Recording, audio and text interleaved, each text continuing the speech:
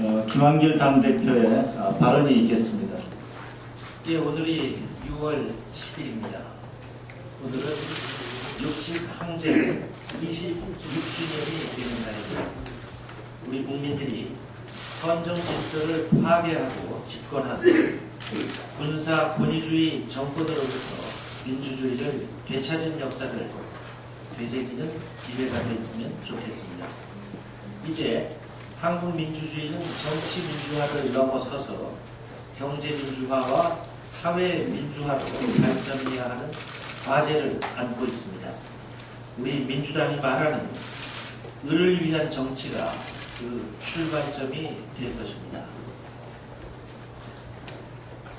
이번 주는 또 한반도 평화 주간이 될 것입니다.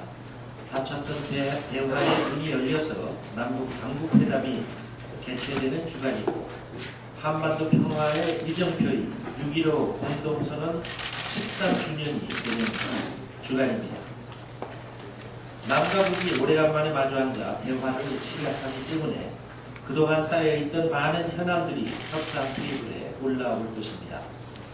이번 회담이 남북 간 화해 협력의 불씨를 살리고 이것이 남북의 정치, 군사적 화해까지 진전되기를 기대합니다.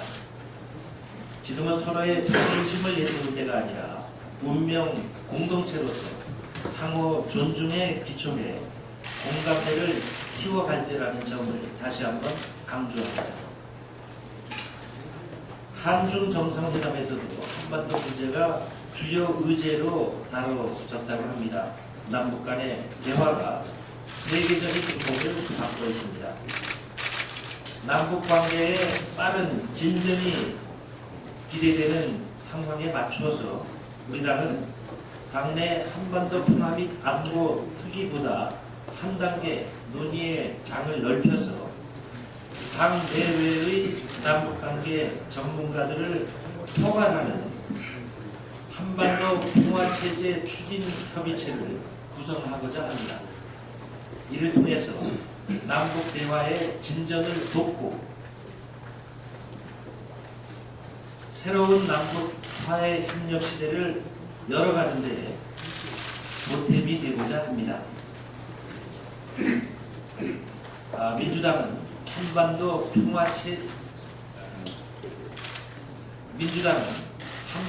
평화체제 추진협의회를 통해서 민주정부 10년간 쌓은 남북대화의 경험이 유용하게 쓰여서 새로운 한반도 평화체제 구축에 힘을 더할 수 있게 되기를 진심으로 기대합니다. 이상입니다. 예, 다음은 전병헌 원내대표의 발언이 있겠습니다. 예, 남북한 장관급 회담이 매우 중요한 것 같습니다. 다시 한번 남북 신뢰 회복으로 10년 공든탑을 다시 쌓아올리는 회담이 되기를 바랍니다. 한반도 정세는 급변하고 있습니다.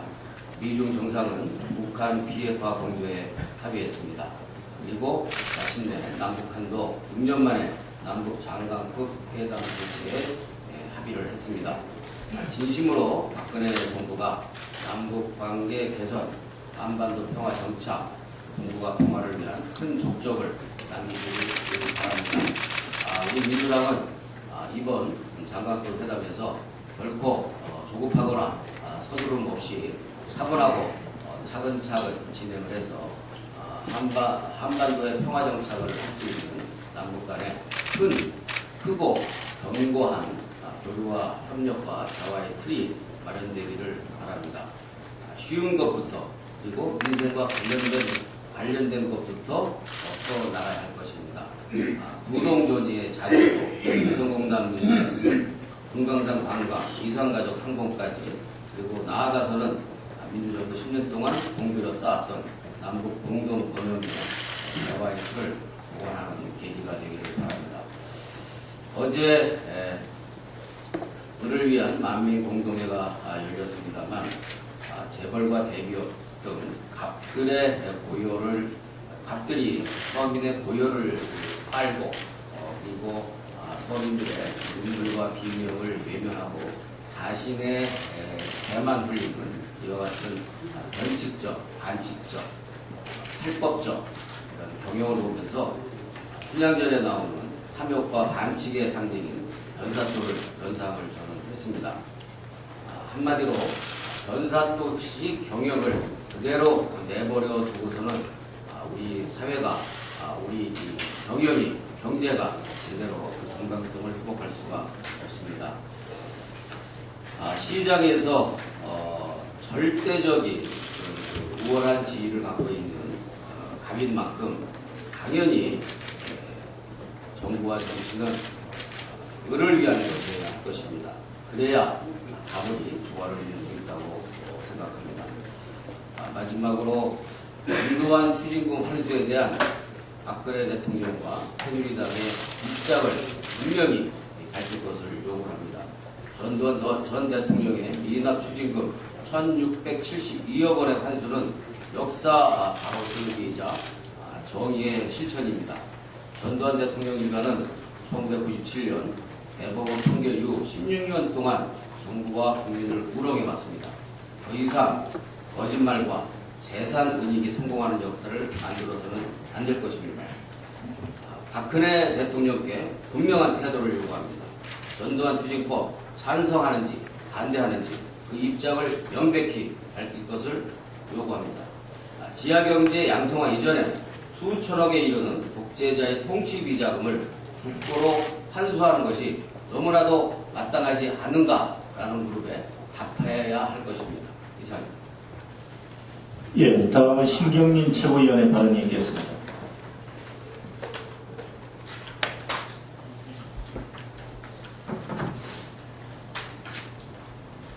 우리가 지금까지 국정원 댓글 사건을 검토해 본 결과 국정원과 경찰은 범죄 클럽입니다. 범죄 집단에 불과합니다. 그 기관의 본분을 망각하고 범죄 집단으로 전락하게 된 것은 우리 정치와 권력과 깊은 관계가 있습니다. 청와대 수석과 황교안 법무부 장관은 얼마나 사실을 이해하고 파악하고 있는지는 잘 모르겠지만 지금 범죄 집단의 비호에 가담하고 있습니다. 우리는 수석과 장관에게 손 뗄 것을 당부합니다. 그리고 검찰 수사 열심히 했지만 우리 기준에 모자랍니다. 오늘 60민주항쟁 26주년을 맞아서 형식적 절차적 민주주의도 완성하지 못했고 우리 민주주의는 지금 신용민주주의와 위장민주주의에 머물고 있습니다. 오늘 제 대정부 질문을 통해서 이런 점을 지적했습니다.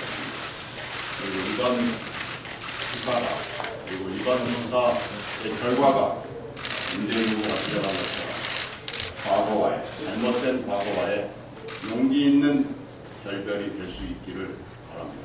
그런 것은 대정부 질문에서 지적하겠습니다. 이따 뵙겠습니다. 예, 다음은 조경태 최고위원의 발언이 있겠습니다. 6월 국회는 민생 국회요 약속 국회가 되어야 됩니다. 오늘부터 대정부 질의가 시작됩니다.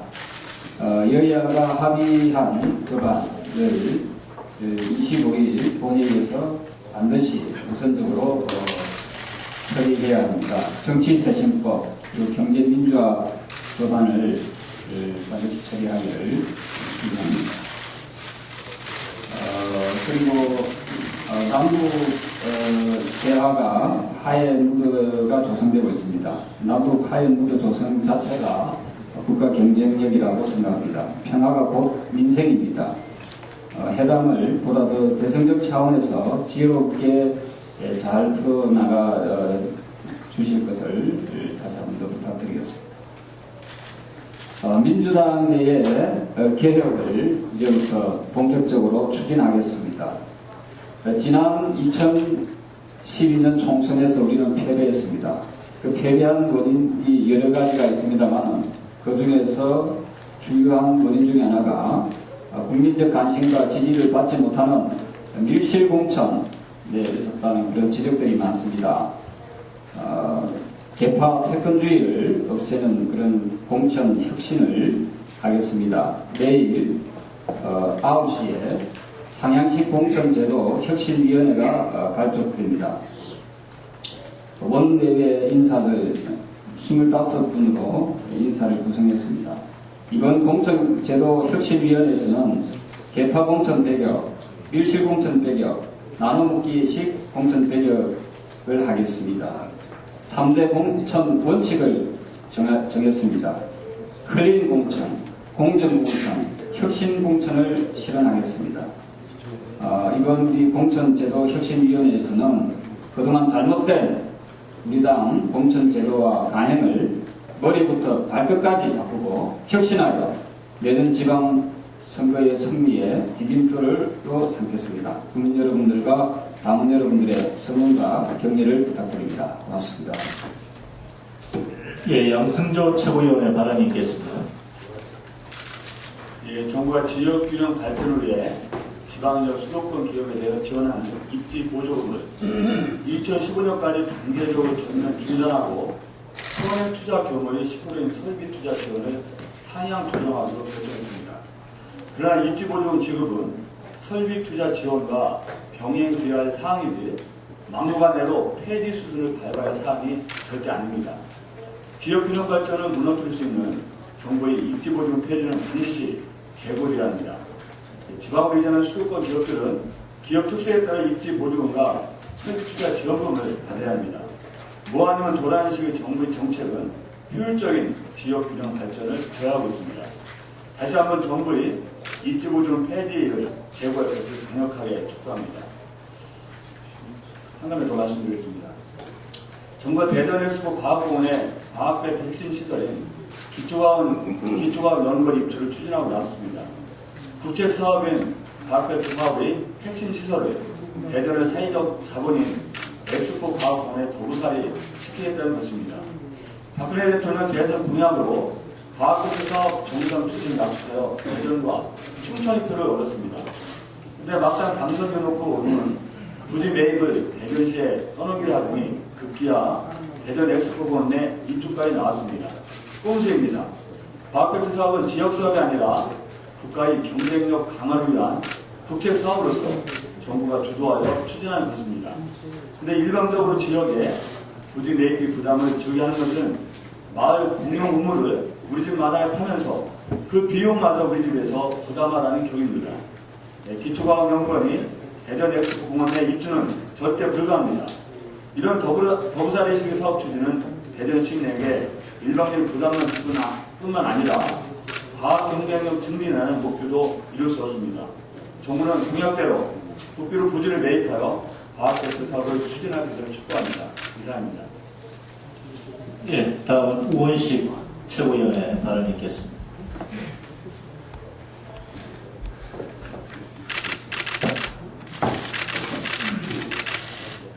네, 어제 여의도 광장에서 만민공동회가 있었습니다. 1,500명이 넘는 을들의 열기는 33도가 넘는 아스팔트의 폭염도 꺾지 못했습니다.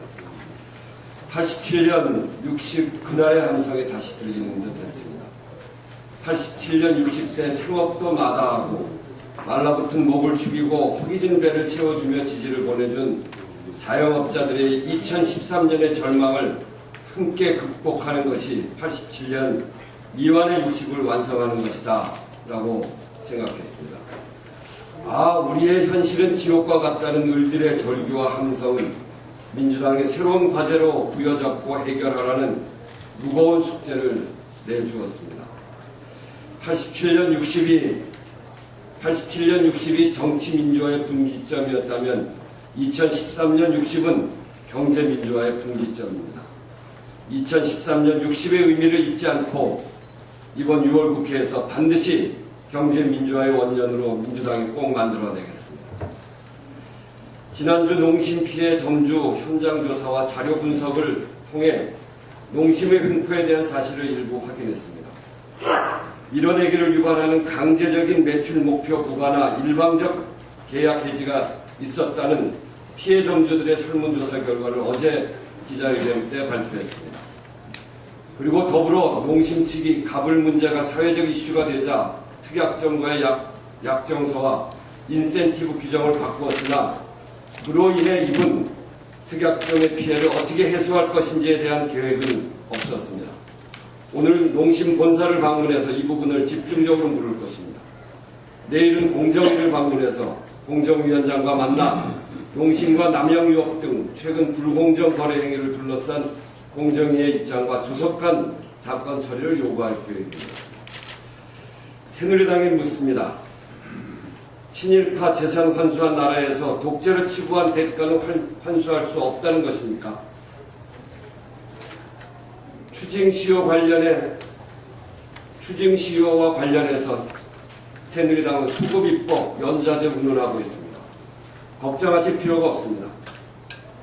이 가까운 예로 대한민국은 친일을 통해 형성한 재산이라고 의심되면 그 후손에게 재산 형성 과정을 해명하도록 요구하고 있습니다. 새누리당의 논리대로라면 친일파 재산을 환수하도록 규정한 입법은 모두 위헌이 됩니다. 새누리당이 친일파 재산 환수가 잘못됐다고 생각하지 않는다면 이 법에 대해서 반대할 이유가 전혀 없습니다. 시효를 연장하자는 저의 제출 법안에 대해 소급 입법 운운하는데 현재 진행 중인 사안에 대한 조사의 안정성을 확보하자는 차원이기 때문에 문제될 바 없으며 이미 국회 법제실의 검토도 받은 사안임을 밝혀둡니다. 상식적으로 재산 29만 원인 분의 자녀가 수천억대 재산가라면 충분히 합리적인 의심이 가능하지 않습니까? 법을 강화해 그 의심을 풀자는 그런 의미이므로 새누리당은 전두환 씨의 지지층을 겨냥한 이런저런 생트집을 그만두고 민주당과 합심해서 처리해 나가는 것이 순리라고 생각합니다. 이상입니다. 예, 박혜자 최고위원의 발언이 있겠습니다. 네, 남편들도 30일간의 육아휴직을 쓸 수 있도록 하겠다라는 박근혜 대통령의 아빠에 대한 공약이 있었죠. 그런데 이 공약이 결국은 기획재정부에서는 재원을 고용보험기금에서 충당하라라고 하는 것이고 또 고용노동부에서는 일반회계를 편성한다라는 입장 차이 때문에 결국은 결정되지 못하고 표류하고 있는데요. 이뿐만이 아니죠. 사실 인수위 시절부터 4대 중증기랑 보장 그리고 기초노령연금, 유상보육 모든 박근혜 정부의 공약이 후퇴를 거듭하고 있습니다. 사실 박근혜 대통령이 주장해왔던 세출 예산의 구조조정이나 조세 감면 축소만을 하는 복지 공약의 이행은 빚 좋은 계산에 그치고 말 것입니다. 정말 박근혜 정부가 복지 공약을 제대로 지키고자 한다면 우리 민주당이 그동안 주장해왔던 소득세 최고세율의 적용 대상을 확대하고 법인세 최고소율의 확대에 대해서 적극적으로 화답해야 할 것이라고 생각합니다. 정말 출산 문제를 두고서는 아빠, 엄마가 따로 있을 수가 없습니다. 정말 최저의 출산율을 극복하기 위해서는 정말 남성들도 자유롭게 육아휴직을 사용할 수 있는 그런 사회적인 분위기의 조성이 대단히 중요합니다. 한 말씀만 더 드리겠습니다. 앞에서 신경민 의원께서 말씀을 해주셨지만 최근에 그 국정원 조사를 보게 되면 정말 그 외압을 막아야 돼 법무부 장관은 오히려 수사 개입을 통해서 외압에 앞장서고 있고 검찰은 눈치 보기, 시간 벌기 그리고 떠넘기기를 계속하고 있습니다. 이런 행태 그대로 보시겠습니까? 사실 그 박근혜 정부에서는 이 국정원 사건을 통해서 원세훈 전 원장을 구속하는 것이 정권의 정통성에 혹여라도 훼손이 될까 이런 걱정 때문에 정치적인 판단을 하고 있는 것 같습니다. 저는 오히려 이런 중차량 범죄 행위를 구속하지 않는 것이 국권을 물란케 하고 대한민국의 법치의 근간을 흔들고 정권의 정통성을 훼손한다라고 믿고 있습니다. 국민의 시선으로 이 문제를 봐주시기 바랍니다. 이상입니다.